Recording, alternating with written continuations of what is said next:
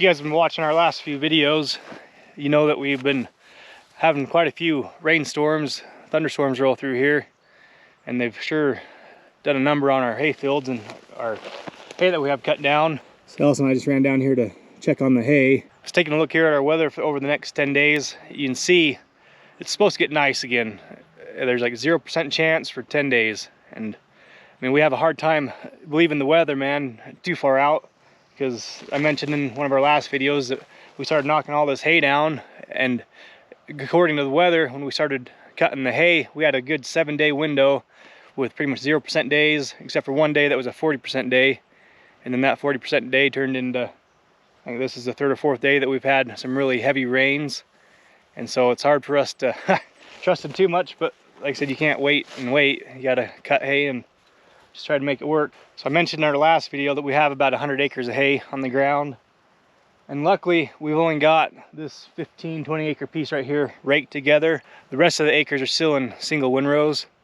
So hopefully they'll dry out faster. Then we'll just have to deal with this 20 acres that's raked together, because it's going to take a lot more to dry it out. So just digging through here. Yeah. I don't know if you can see on my hands, but that's just sopping wet. Sopping wet. Yeah.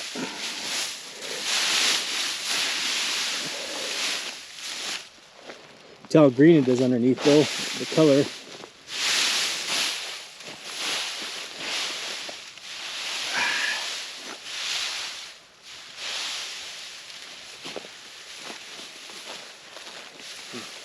I don't know if the camera's picking that up, but it's just wringing wet.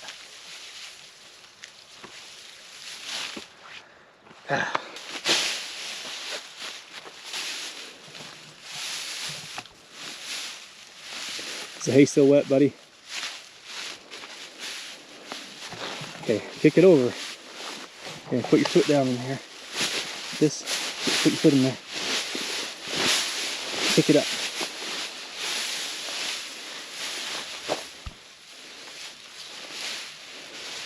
Okay, roll it over. Okay. What's it feel like? Oh, you're gonna eat it? Is this hay wet?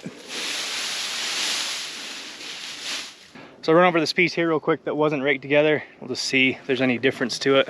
So this piece here, it's just right across the road from this piece that was raked together.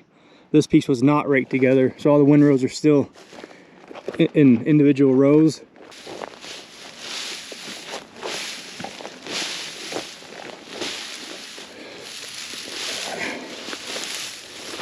Yeah, so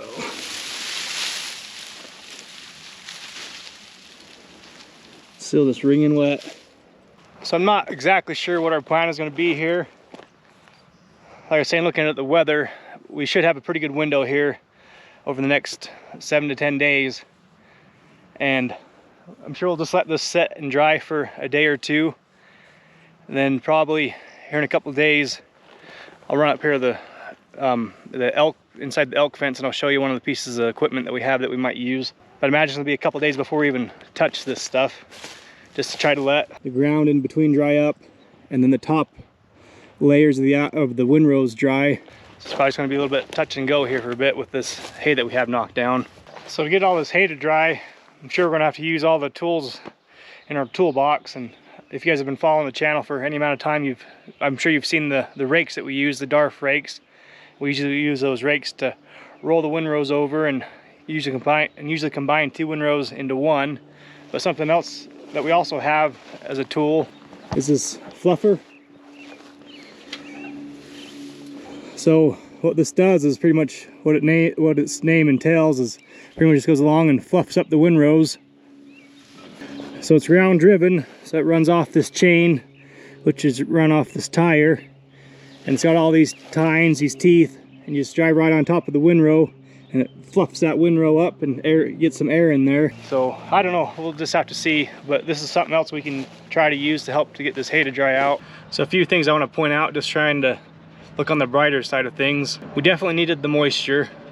There's no doubt about that. We were getting really dry, and so it was much needed moisture. And luckily, most of the fields that we had cut were our fields that had the most alfalfa in them. So some of these fields are almost straight alfalfa.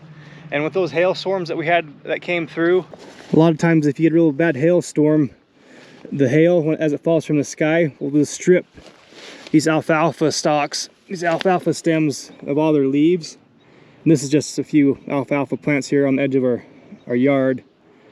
And you can see it's lost a few of its leaves and it looks a little ragged. So that might be one good point to point out, is having all those alfalfa plants into a windrow might have protected them from losing all their leaves in a hailstorm. Another good thing to point out is with all this moisture and these storms I've passed through, we're not going to be doing anything for a couple days. So it's going to give us a chance to go camping and spend some time as a family. And that's pretty much unheard of in July. Usually in July, I don't go anywhere. We're always just so busy haying, and we don't usually get these type of storms in July. So I guess making use of the downtime, we're pretty well caught up to just waiting on the weather. We're gonna go camping for a few days here. So that's what I'm doing next. I'm gonna go grab the Dodge and get hooked onto the camper and get ready to head up to the mountains for a little bit.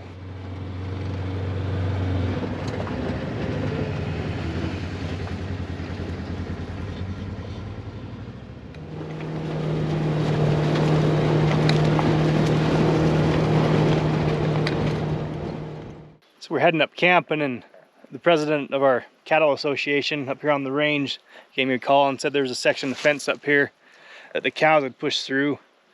I don't know if the storms pushed them through or what happened. I just ran up here to fix it real quick, and luckily where we're camping is just right up the road from where I'm fixing the fence at. So I'll just do this little chore real fast and head up the road and go camping for the night.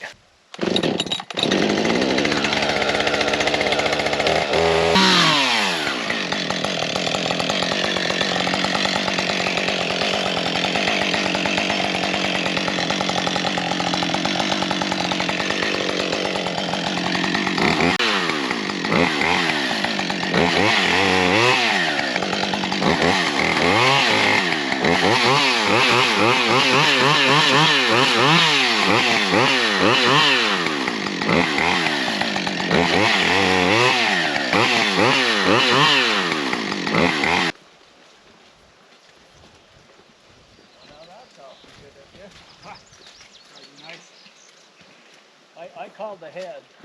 Yeah, I accept tips. That's service.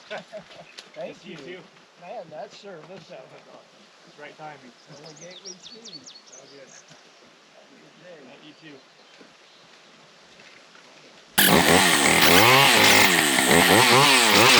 So I just took a minute and cut back a bunch of the sagebrush and shrubs and whatnot, just so I can see what we're working with here. You can see, well, the president was up here and he just patched this together with baling twine because that's all he had with him. So it looks like they ran right through here. He said the fence was laying on the floor, on the ground, and looks like he spliced together three or four wires just with the baling twine. So they must have made a mess up here. So I'll get these wires spliced back together. I'm gonna try to stand this brace up a little bit better so it's not so cockeyed. The posts are still good, but they've just gotten loose and tilted a little bit. So I'll try to dig out one side and bend it and tamp it straight. Then I brought a couple T-posts if we want to put some T-posts in here just to beefing this up a little bit.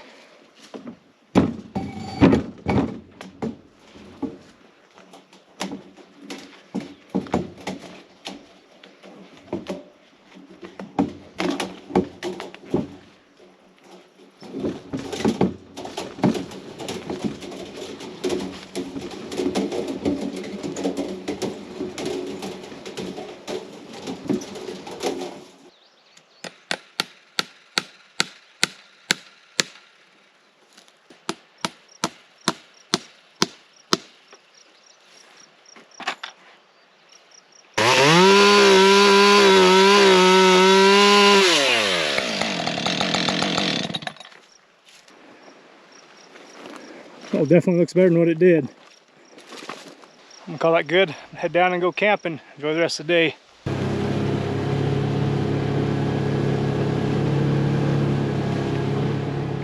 So I ended up having to work for Old Dominion today, driving truck. But while I've been at work, my dad's been busy raking these fields here.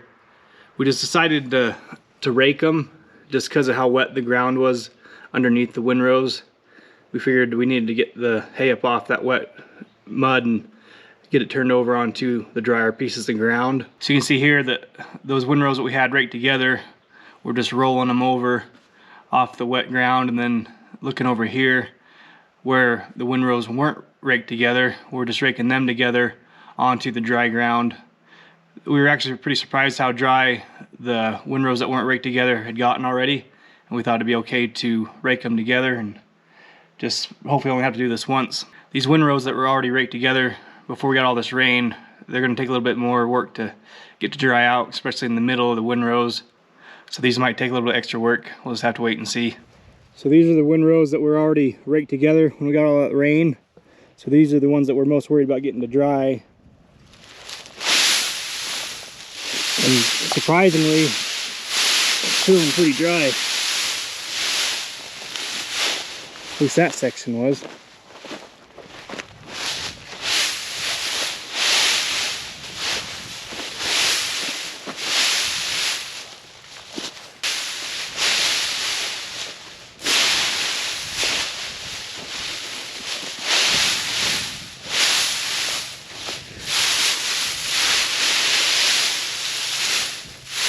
Well, them two places, I'm kind of surprised how dry it is already. Not sure how we're gonna bale this up. We kind of talked about doing it round, just sticking it outside in a round bale. We'll talk to Dad and see what he's thinking. So this here was the field that wasn't raked together before all the rain. And we just raked these, well, my dad raked these windrows together as one.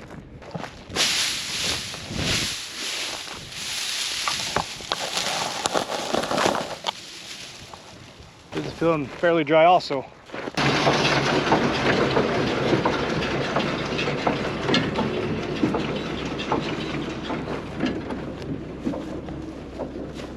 So we just made the decision to bale it. So what I'm doing right now is I'm just starting to bale on that piece that was raked together already when it started raining. It's because we still got the heat of the day, or we're just hoping that maybe that'll help with some of the wetness that's I'm sure going to be in some of these windrows. And we're just going to stack all this stuff outside and see what happens with it. But we think it's dry enough that we think it should work all right.